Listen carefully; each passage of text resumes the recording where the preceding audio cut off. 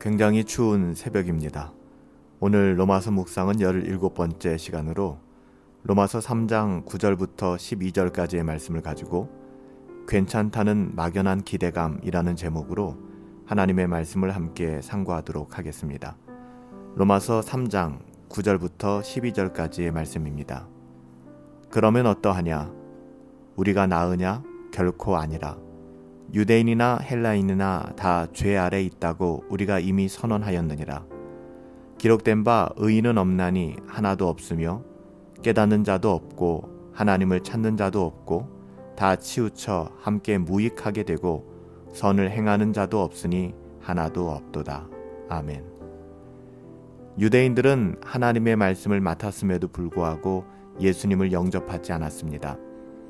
하나님의 말씀을 맡았다, 하나님의 말씀을 잘 알고 있다는 것과 예수님을 자신의 구주와 또 주인으로 영접하는 것은 별개의 문제인 것을 우리는 알 수 있습니다.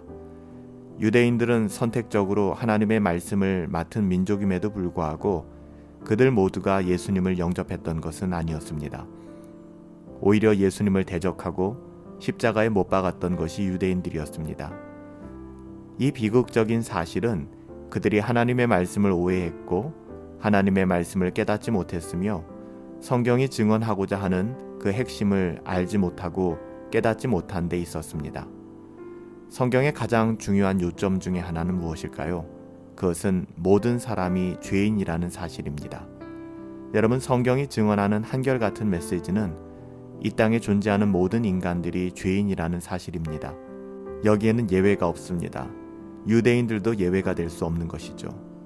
의인은 아무도 없다는 사실입니다. 하지만 유대인들은 이것을 몰랐습니다. 그래서 자기 자신을 무척 의롭게 여겼고 자신들과 하나님 사이에는 아무런 문제도 없다고 여겼던 것이죠. 그래서 사도 바울은 구약 성경을 통해서 모든 사람이 죄인이며 의인은 아무도 없다라는 사실을 증언하기 시작합니다. 그것을 입증하는 것이죠. 특별히 오늘 본문에 기록되어 있는 모든 말씀들은 구약 성경을 근거로 그렇게 입증하고 있습니다. 오늘 말씀에 기록된 바 의인은 없나니 하나도 없으며 깨닫는 자도 없고 하나님을 찾는 자도 없고 다 치우쳐 무익하게 되고 선을 행하는 자도 없고 하나도 없다라는 10절부터 12절의 말씀은 시편 14편 2절에서 3절 말씀을 인용한 것이죠. 여호와께서 하늘에서 인생을 굽어 살피사 지각이 있어 하나님을 찾는 자가 있는가 보려 하신즉 다 치우쳐 함께 더러운 자가 되고 선을 행하는 자가 없으니 하나도 없도다. 또한 로마서 3장 13절에 그들의 목구멍은 열린 무덤이요 그 혀로는 속임을 일삼고 그 입술에는 독사의 독이 있다라는 말씀은 물론 내일 살펴볼 말씀이지만요, 시편 5편 9절 말씀을 인용한 것이죠. 그들의 입에 신실함이 없고 그들의 심중이 심히 악하며 그들의 목구멍은 열린 무덤 같고 그들의 혀로는 아첨을 하나니. 또한 이어지는 로마서 3장 14절 말씀은 그 입에는 저주와 악독이 가득하고, 이건 역시 시편 10편 7절 말씀입니다.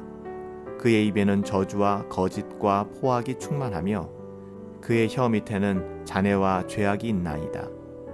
마지막 또 15절부터 17절까지의 말씀을 보면 그 발은 피 흘리는 데 빠른지라 파멸과 고생이 그 길에 있어 평강의 길을 알지 못하였고, 이는 이사야서 59장 7절부터 8절까지의 말씀입니다. 그 발은 행악하기에 빠르고 무죄한 피를 흘리기에 신속하며 그 생각은 악한 생각이라 황폐와 파멸이 그 길에 있으며 그들은 평강의 길을 알지 못하며 그들이 행하는 곳에는 정의가 없으며 굽어진 길을 스스로 만드나니 무릇 이 길을 밟는 자는 평강을 알지 못하느니라. 사도 바울은 이런 식으로 모든 사람이 하나님의 진노 아래 있음을 증거하고 있는 것입니다.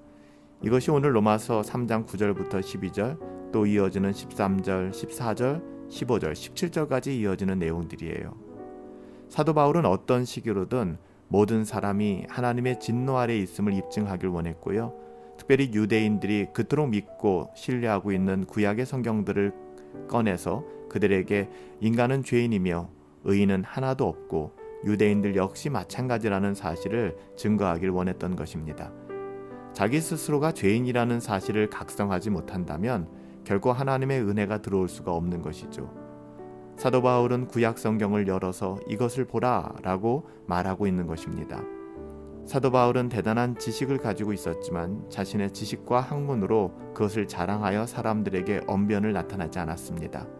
대신 그는 오직 성경을 증언하였습니다. 그의 학식과 그의 그 어떤 것도 사도 바울에겐 배설물에 불과할 뿐 그가 자랑하고 증언하길 원했던 것은 하나님의 말씀, 성경이었기 때문입니다. 우리도 마찬가지입니다. 우리가 대단한 지식인이 아니어도 괜찮습니다. 하나님의 말씀, 성경을 열어 우리에게 보여주신 것, 그 계시의 말씀, 또 성경이 증언하고 가르치는 것, 이것이 복음을 전하는 가장 효과적인 방식이기에 우리는 이 하나님의 말씀을 있는 그대로 증언하며 전해야 될 것입니다. 막연한 기대감, 나는 괜찮아, 나는 예외겠지, 이것이 얼마나 위험한 신앙인지 모르겠습니다. 괜찮다라는 막연한 기대감이 아니라 성경은 증언하기를 의인은 하나도 없다고 합니다. 인간의 행함과 인간의 어떠함으로는 그 의로움을 인정받을 수 없다는 것이죠.